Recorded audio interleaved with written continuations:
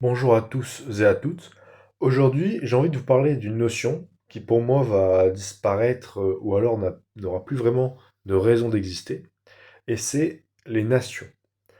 Alors avant de commencer, j'aimerais dire que actuellement j'habite en France, je suis fier d'être français, etc. J'adore la nation qu'est la France, mais je pense que c'est un concept qui aujourd'hui n'est plus d'actualité et n'est plus nécessaire, n'a plus la même importance qu'à une époque.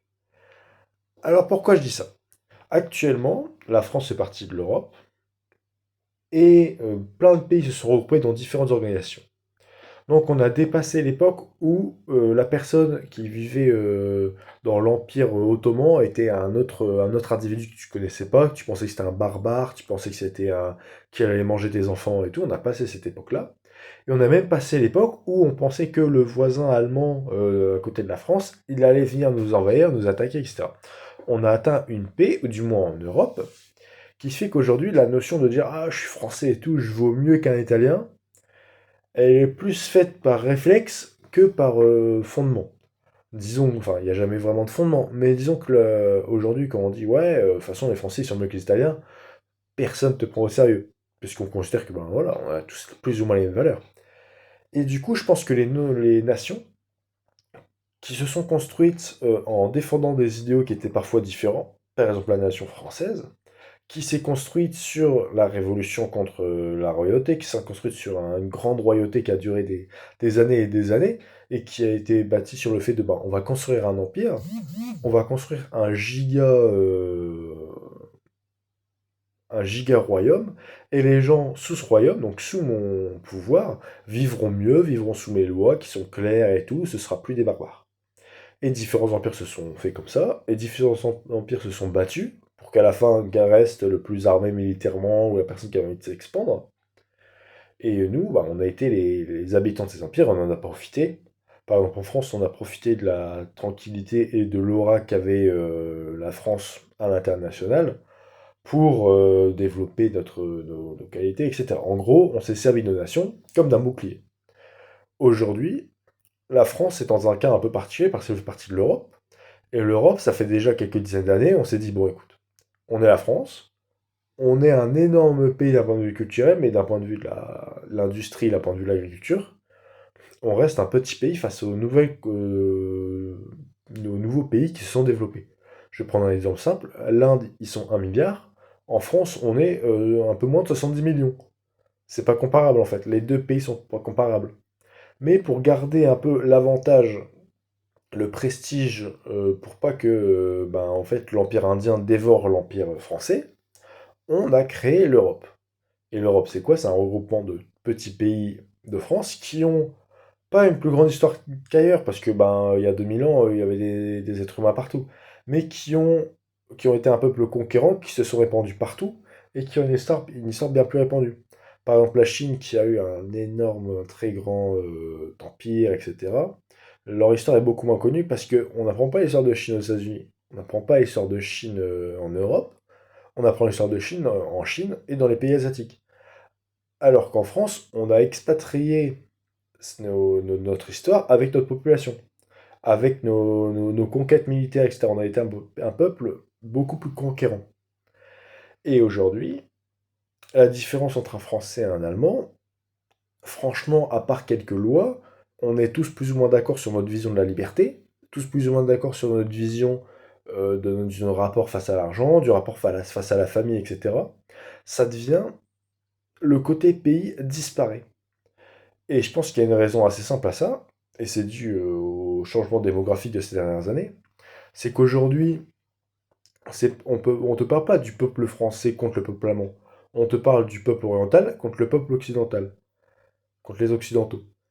Et je pense que du coup, ça, cette notion de, ah ben, finalement, c'était un blancos qui habite en Europe, que tu sois du côté droit de l'Europe ou du côté gauche de l'Europe, on s'en fout en fait de ton pays. Voilà. Alors que ce qui compte, c'est ton unité en tant que groupe social, en tant qu'Occident ou qui doit primer sur ta nation. Alors, c'est une vision qu'on peut partager ou pas. Je pense que cette vision, bah, c'est un peu craché à la figure de tous les révolutionnaires qui se sont battus pour la France, ou tous les hommes qui se sont battus sous un drapeau français. Mais ces gens-là se sont battus pour que notre pays, que leur famille, que leur village vivent mieux et que les valeurs qu'ils aiment puissent continuer de vivre. Et ça va pas forcément de pair avec la continuité de la nationalité, enfin que la nation. Disons que le révolutionnaire qui est mort pour défendre l'idée de la République, aujourd'hui, si la France qui est républicaine s'allie à une autre république et que ça crée une encore plus grande république, ça le dérange. Je vois pas ça comme un crassa, ne pas respecter sa mémoire. Donc c'est pour ça, de ce point de vue-là, le côté un peu ancien du ouais, mais on sait pas, il y a des gens qui se sont battus pour la France, tout à fait. Et un grand respect à eux, un grand merci à eux d'avoir fait la France un endroit magnifique où ben, on a pu se développer, on a pu vivre sans se faire bouffer par les autres. Un grand merci. Et maintenant, comme la France, la Savoie ne faisait pas partie de la France il y a quelques siècles, et ben peut-être que maintenant c'est la France qui va se développer, ou alors la France qui va se réunir autour du regroupement qui est mis en avant aujourd'hui, qui est la population européenne contre la population d'Afrique, ou contre la population d'Asie, ou contre la population d'Amérique du Sud ou d'Amérique.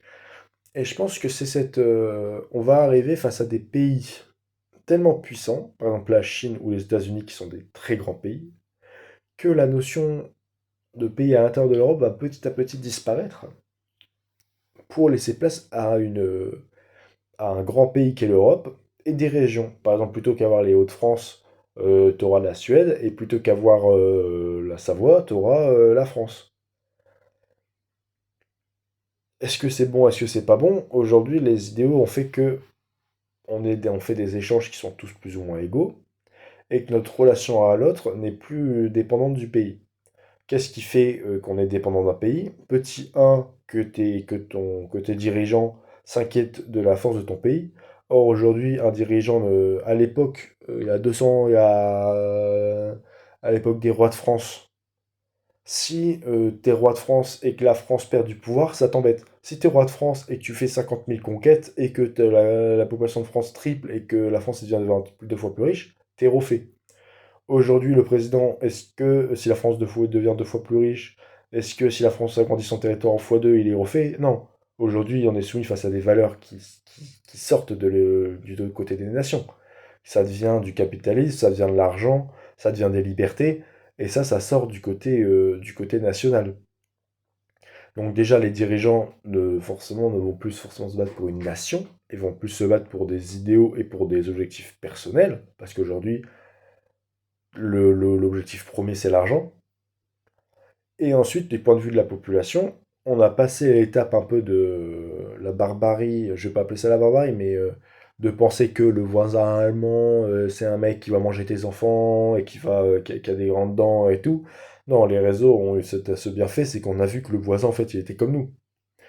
Donc, on va se regrouper de manière assez logique à l'intérieur de l'Europe pour faire face à différentes nations. Et je pense que tous les groupements qui veulent survivre sans se faire manger par le groupement voisin, parce qu'on a assisté à l'apparition de superpuissances, d'hyperpuissances, ben, vont devoir s'allier ou se faire bouffer.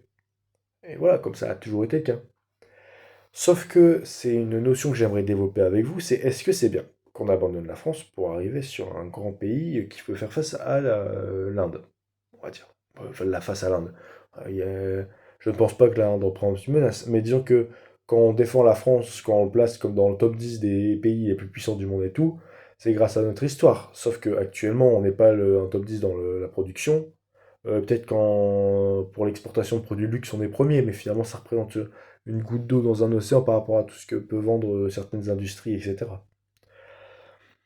Donc, est-ce que c'est bien ou c'est mal? Déjà, c'est pas à moi de savoir si c'est bien ou c'est mal, je sais pas, chacun fait sa vie. Mais il y a un point que j'aimerais aborder, c'est que du coup, on serait tous regroupés sous le côté, on est capitaliste, donc déjà, on peut pas aller avec le côté communiste ou avec le côté communiste ou moral de la religion. C'est, ouais, on s'en fiche de la religion, les pays d'Europe sont généralement assez peu religieux.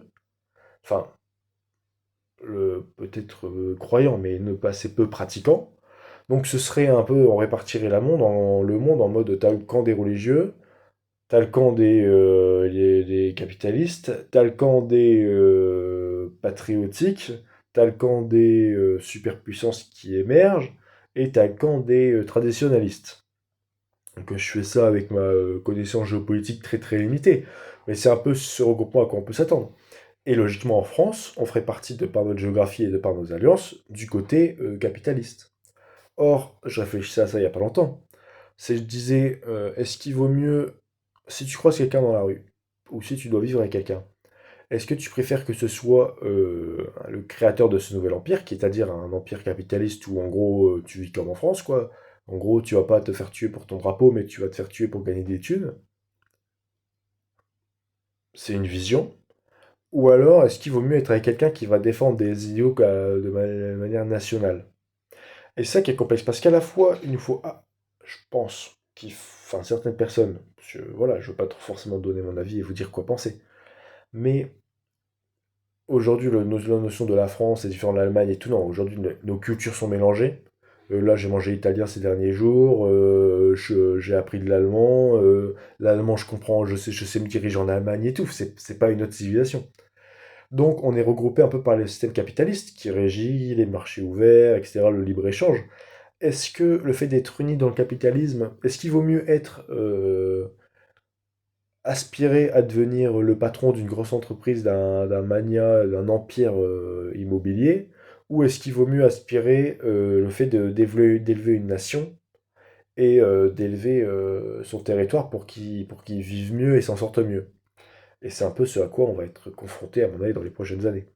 Donc ce sera plus la disparition du national pour devenir du pur libre-échange, mais ce pur libre-échange va favoriser l'apparition de requins et non pas de bâtisseurs qui vont construire. Ce sera des empires à l'Amazon, ce sera des empires automatisés où le but sera de faire de l'argent. Ce ne sera pas des empires où le but sera de répandre la liberté ou certaines notions qui paraissent importantes et qu'on souhaite défendre. Ce ne sera pas du tout ça.